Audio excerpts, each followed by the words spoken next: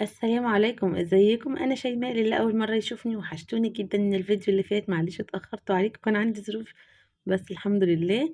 شايفين بقى النهارده هنعمل مع بعض في الحر اللي احنا فيه ده، بصراحه محتاج بقى الايس كريم والجيلي. هنعمل النهارده بقى جيلي بالمهلبيه خطير، مش هتبطلوا تعملوه. انا على طول بعمله من كتر جماله وبيحبوه عندي في البيت.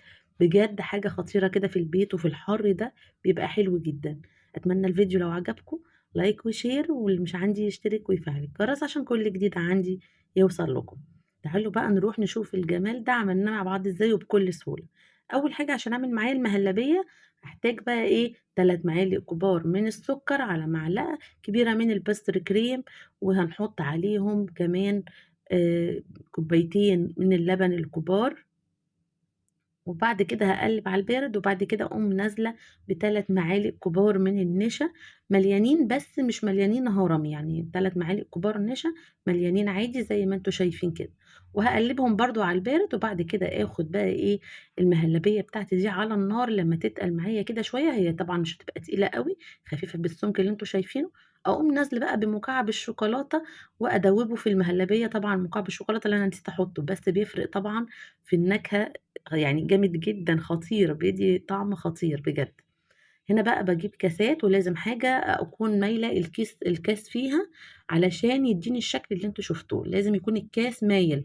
يعني تجيبي قوالب الcupcake كيك أو حاجة زي ما شُفتيني.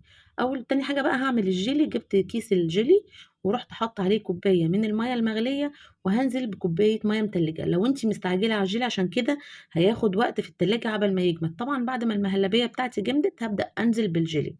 طبعًا هنكمّل كلام الجيلي لو عايزاه يجمد بسرعة هنحط نُص كوباية مَيّة مغلية على كوباية مَيّة متلجة، ده هيجمد معاكِ بسرعة في التلاجة، مش هياخد وقت زي ما تحطي كوبايتين. تمام، أنا هنا كنت عاملاه من قبلها بيوم فحطيت كوبايتين عادي. يا رب بقى الفيديو النهارده يكون عجبكم. وطبعًا الكمية دي خدت مني كيسين من الجيلي، وممكن نعمل جيلي ألوان، يعني ما يكونش مهلبية وجيلي، لأ الاتنين جيلي بس أطعمة وألوان مختلفة. يا رب الفيديو يكون عجبكم، لايك وشير، واللي مش عندي يشترك ويفعل الجرس عشان كل جديد عندي يوصل لكم. أسيبكم مع الجمال ده وأقول لكم مع السلامة.